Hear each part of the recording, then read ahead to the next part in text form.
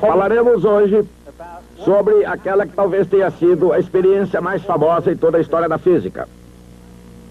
A experiência de Michelson Morley. Ela foi concebida para detectar o movimento da Terra através do éter luminoso.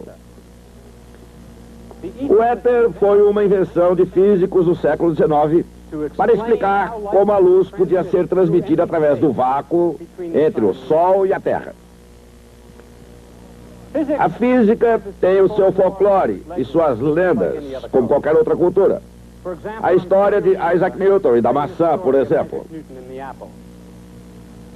Bem, existe também uma lenda sobre a experiência de Michelson e Morley, tão conhecida quanto a história de Isaac Newton e da maçã. Segundo essa lenda, Michelson e Morley fizeram sua experiência e provaram que não existia o éter. Assim, Albert Einstein foi obrigado a inventar a teoria da relatividade a fim de explicar esse resultado. A experiência foi realizada no que era então chamado o Case Institute of Technology de Cleveland, Ohio, em 1887.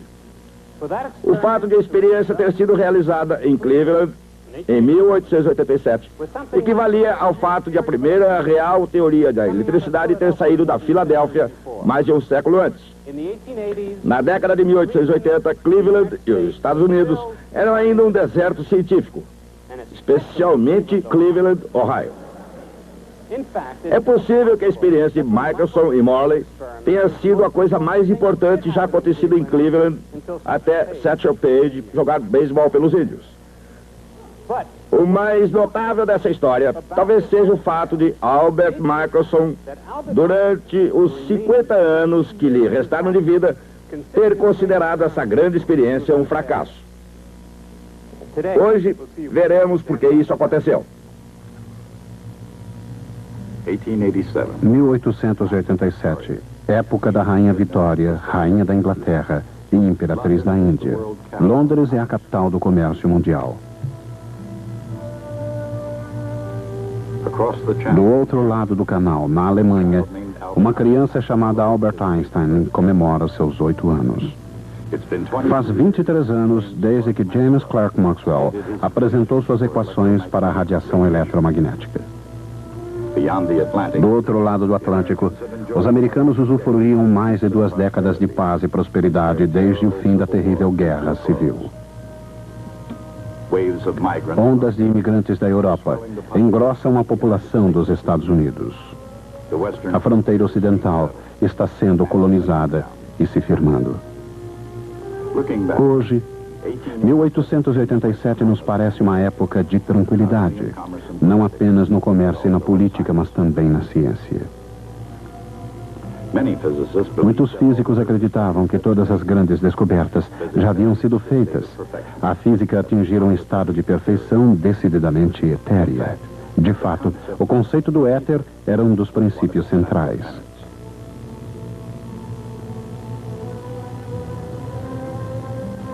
Em 1887, em Cleveland, Ohio, 2 físicos, Albert Abraham Michelson e Edward Morley, preparavam uma experiência destinada a comprovar definitivamente que o éter realmente existia.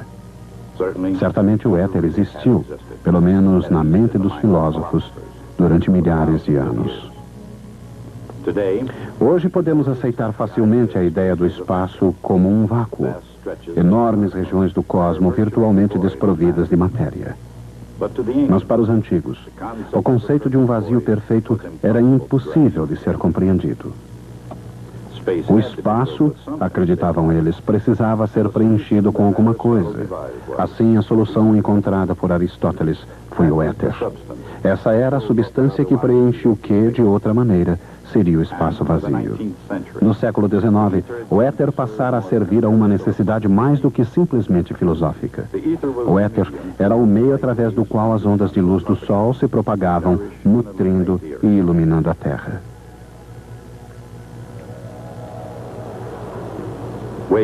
As ondas podem se propagar na superfície da água, ou através de um cristal, ou através do ar de uma sala de concertos. Mas qualquer onda é um distúrbio que passa através de um meio, de um ponto para outro. Em outras palavras, sempre que há uma onda, alguma coisa deve estar ondulando. Mas quando as ondas de luz do Sol chegam à Terra através de um espaço aparentemente vazio, o que estaria ondulando?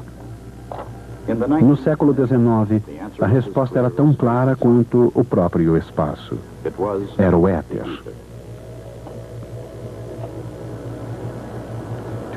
Para os físicos do século XIX, o éter era não apenas real, possuía propriedades físicas que podiam ser deduzidas pela observação do seu comportamento. Por exemplo, a velocidade de uma onda qualquer depende da rigidez do meio através do qual ela passa. E, naturalmente, a velocidade da luz é enorme. Assim, o éter deve ser realmente muito rígido. De fato, os físicos diziam que era quase impossível comprimir o éter. Por outro lado, a Terra e os outros planetas moviam-se com facilidade através desse éter incapaz de ser comprimido, obedecendo às leis de Newton como se não estivessem passando através de meio nenhum. Se o éter se comportasse como um fluido viscoso, os planetas em órbita iriam gradativamente perdendo energia e movimentando-se em espiral em direção ao Sol. E como isso parecia não acontecer, os físicos puderam chegar a outra conclusão definitiva sobre o éter. O éter, diziam, era o fluido perfeitamente móvel, sem qualquer viscosidade. Era um fluido transparente, absolutamente não viscoso e incapaz de ser comprimido, e que preenchia todo o espaço. Como já se sabia tanto sobre ele, tudo o que restava era demonstrar diretamente a sua existência numa experiência clara e irrefutável. De uma maneira ou outra, a experiência não foi conseguida pelos físicos daquele século. Mas em 1887, Albert Michelson, com auxílio do amigo Edward Morley, concebeu uma experiência que não poderia falhar. No que se refere às credenciais acadêmicas, Michelson estava sem dúvida qualificado. 4 anos em Anápolis, 8 na Case School of Applied Science e mais 3 anos na Clark University, Worcester, Massachusetts. No entanto, seria preciso mais do que conhecimento acadêmico para detectar o movimento absoluto da Terra através do espaço, que consistiria, na verdade, em detectar o próprio éter. Seria necessária uma experiência extraordinária com um grau inusitado de precisão. Felizmente, Michelson tinha um grande talento para projetar instrumentos capazes das medições mais precisas.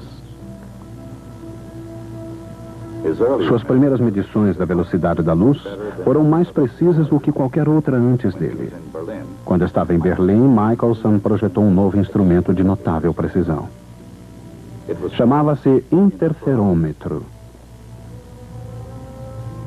Aqui, utilizando um laser, um interferômetro de Michelson começa dividindo um feixe de luz em 2. Um espelho, parcialmente transparente e parcialmente refletor, envia 2 feixes em trajetórias perpendiculares. Cada um reflete e volta ao ponto de onde foram separados em 2.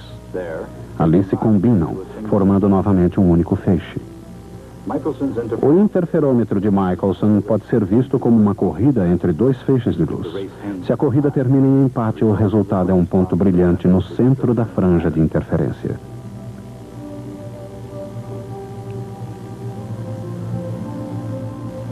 Mas na época de Michelson, acreditava-se que não deveria haver empate, que não deveria haver sequer uma corrida. Isso porque os 2 feixes de luz estariam se movimentando sobre uma estrada em movimento.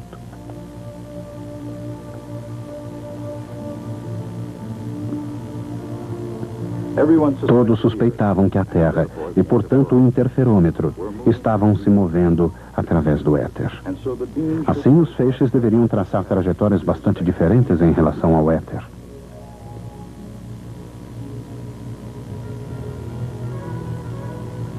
O feixe que se movia lateralmente ao movimento da Terra percorre lados de um triângulo, enquanto que o outro que se movimenta ao longo do movimento da Terra percorre uma menor distância num sentido e maior no outro. Nessas viagens de ida e volta, o feixe ao longo da direção de movimento percorre um caminho mais longo. Assim, o feixe lateral deverá sempre vencer. Michelson sabia que a diferença esperada na chegada dos dois feixes seria muito pequena. Afinal, a velocidade da luz é 3 vezes 10 à oitava potência de metros por segundo, enquanto a velocidade da Terra através do éter é de apenas 3 vezes 10 à quarta metros por segundo.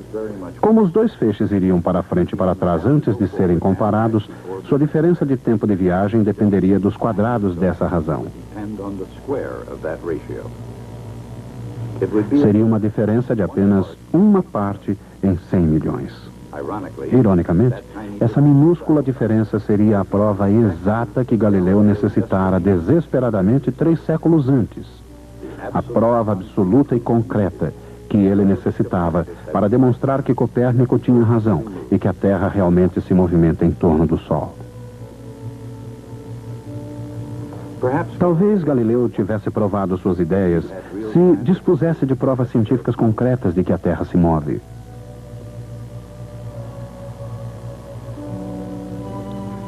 Embora não possamos saber se ele tinha Galileu em mente, essa pequena diferença no tempo de viagem dos dois feixes de luz era exatamente o que Michelson desejava medir em Berlim em 1880. Um alemão, fabricante de instrumentos, construiu o primeiro interferômetro. Em 1881, quando Michelson foi para Potsdam, levou junto um instrumento. Era realmente um instrumento muito sensível. Tão sensível que as carruagens puxadas a cavalo e até mesmo os pedestres que passavam na rua afetavam as medições. Cada tentativa significava quase um dia inteiro para obter uma única medição. Assim, ao não observar o efeito éter em suas experiências, não ficou preocupado. Pensou, com toda razão, que o seu instrumento não era assim tão confiável. O tempo passou e Michelson não mexeu mais com o interferômetro. Voltou aos Estados Unidos e assumiu um cargo no Case Institute, de Cleveland. Durante esse período, Michelson e Edward Morley, físico e químico da Western Reserve University, tornaram-se colegas e grandes amigos. Enquanto isso, outros físicos pediam que tentasse novamente detectar o éter. Assim, em 1887, Michelson pediu ao amigo Morley que trabalhasse com ele no desenvolvimento de um novo e altamente sensível interferômetro. O novo interferômetro era 10 vezes mais sensível que um instrumento de 1880. Michelson vinha pensando na maneira de tornar o interferômetro estável e imune à passagem de carruagens e pessoas. Os espelhos repousavam sobre uma enorme base de arenito que flutuava num reservatório de mercúrio. Quando Michelson e Morley testaram o novo interferômetro, ficaram emocionados e felizes.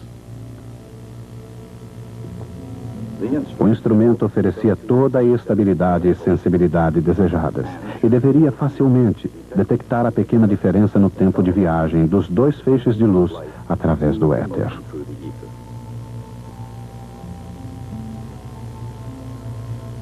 A experiência propriamente dita consistiria na observação das franjas de interferência com o interferômetro orientado na direção do movimento através do éter,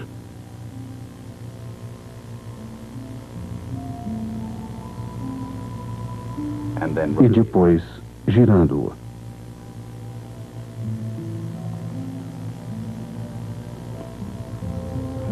Se os dois feixes chegassem empatados, por exemplo, a interferência construtiva produziria uma mancha brilhante no centro das franjas.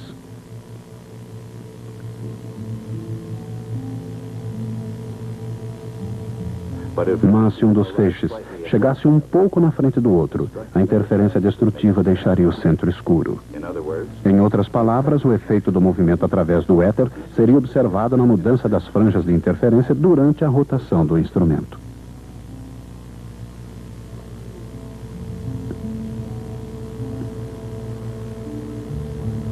Para grande surpresa de Michelson e Morley e de todo mundo, não foi registrada qualquer mudança nessas franjas. O que significa que não houve atraso na chegada dos dois feixes. Nada, nenhuma diferença.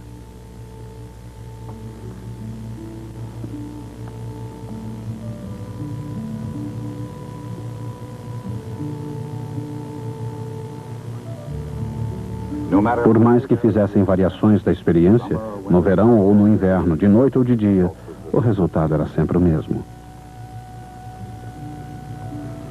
A luz viaja aparentemente à mesma velocidade em todas as direções, em completo desacordo com a ideia da Terra se movimentando através do éter.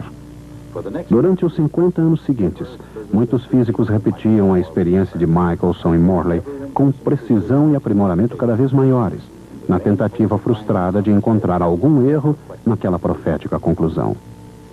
Mas já em 1887 os fatos pareciam muito claros. A experiência não conseguira detectar o éter e as consequências foram perturbadoras. O resultado negativo foi quase tão perturbador para Michelson quanto para a física como um todo. Ele acreditava firmemente na existência do éter e achava que ele e Morley simplesmente não haviam conseguido detectá-lo. Apoiado num lendário senso de humor, Michelson continuou suas pesquisas através dos anos, obtendo sucesso como um virtuoso da física experimental. Mesmo assim, ele viveu atormentado pelos resultados, ou a falta deles, de sua experiência com Edward Morley. Vista de uma perspectiva histórica, a ideia do éter foi de uma enorme importância. Em 1887, sua existência era tão importante quanto a localização do Sol nos dias de Copérnico.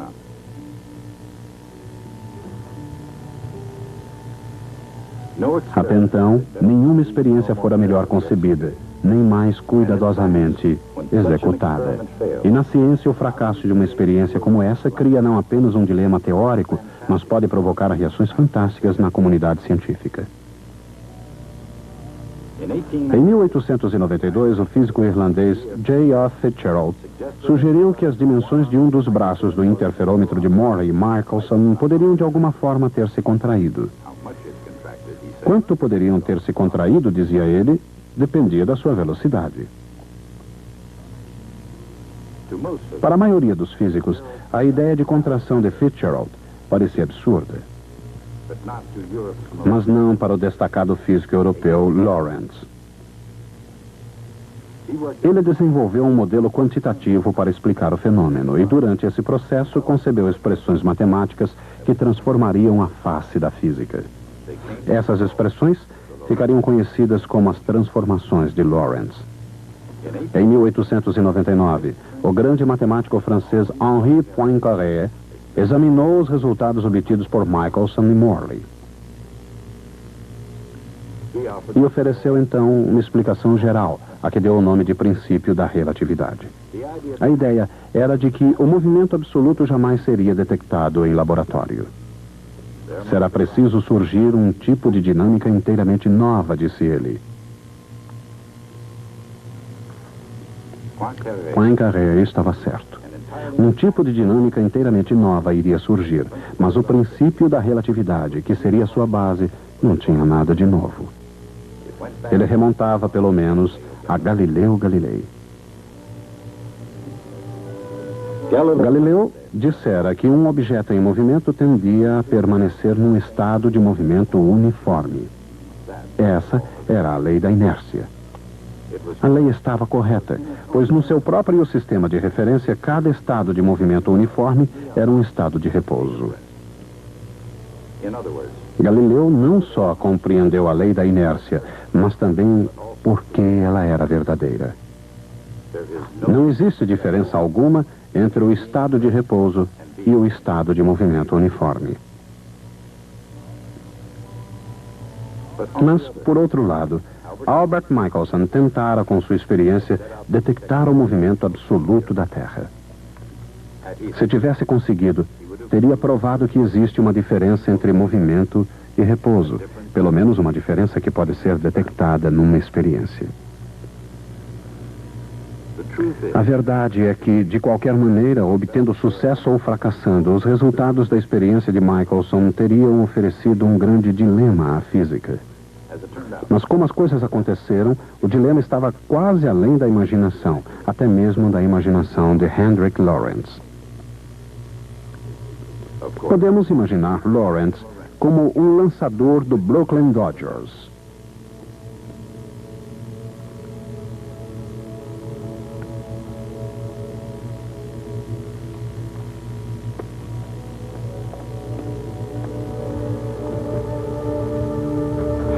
Suponhamos que ele tenha sido capaz de lançar uma bola a 6/10 da velocidade da luz, passando por Albert a mesma velocidade.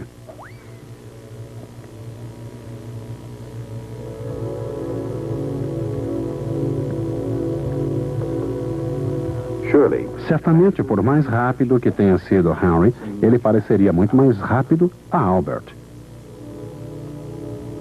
Mas, e era isso o que revelara a experiência de Michelson e Morley, se tanto Albert quanto Henry observassem o mesmo feixe de luz, cada um imaginaria que ele estivesse movimentando a velocidade da luz em relação à sua pessoa, mesmo que estivessem se movimentando um em relação ao outro. Essas consequências eram difíceis de se aceitar, mesmo no caso de uma mente como a de Hendrik Lorentz. Ele desenvolveu uma teoria matemática que explicava a experiência, mas se baseava nas propriedades misteriosas e não comprovadas de uma partícula recém-descoberta chamada elétron.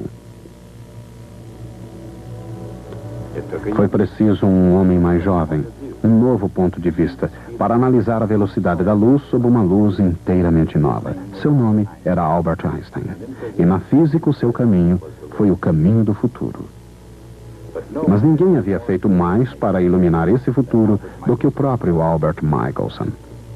Durante quase 50 anos após o surgimento do primeiro interferômetro, ele continuou medindo a velocidade da luz com precisão cada vez maior. Medindo pela primeira vez o diâmetro de uma estrela, e até mesmo admitindo que sua experiência do interferômetro havia comprovado a teoria da relatividade de Albert Einstein. A medição da velocidade da luz. O segundo, uma medição do diâmetro de uma estrela. E o terceiro, um teste da teoria da relatividade Einstein. Michelson conquistou o respeito da comunidade científica, a amizade de Albert Einstein, e tornou-se o primeiro americano a ganhar o prêmio Nobel. Mas até o fim da vida, ele jamais aceitou totalmente as implicações de sua famosa experiência. Deve-se admitir, confessou em 1931, que essas experiências não são suficientes para justificar a hipótese da existência de um éter. Mas então ele imaginou: como se pode explicar os resultados negativos? Na superfície, como sombras não intencionais numa tela, existem pontos escuros na vida de Albert Abraham Michelson. Pois apesar dos momentos de brilho de uma carreira de 50 anos, ele tendia a se concentrar no fracasso de 1887. Como o resultado da experiência original foi negativo, concluiu, o problema ainda exige uma solução. Mas na realidade, a experiência de Michelson, se é que pode ser considerada um fracasso, foi o mais brilhante fracasso em toda a história da ciência. E a solução que ele buscou, mas se recusou a aceitar, a teoria da relatividade de Albert Einstein, mudaria para sempre o próprio significado de espaço e tempo.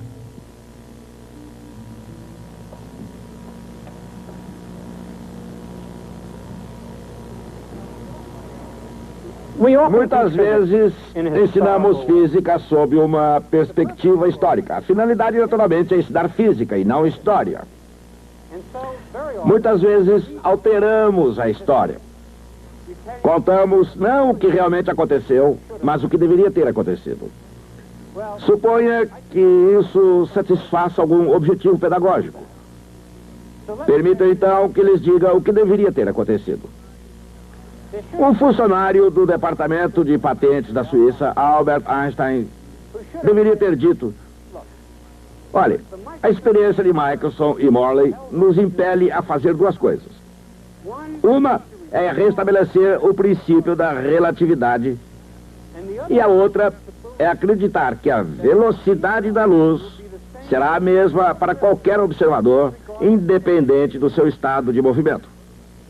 E desses dois postulados fundamentais, seguem-se todos os resultados surpreendentes da teoria da relatividade. Agora deixe-me contar como as coisas realmente aconteceram. Primeiro, Michelson, é claro, jamais acreditou até o fim da vida nos resultados de sua própria experiência. E Einstein não apenas baseou sua teoria na experiência de Michelson e Morley, mas ao escrever o seu famoso trabalho em 1905 afirmou jamais ter ouvido falar da experiência de Michelson e Morley. Veremos como isso foi possível na próxima vez.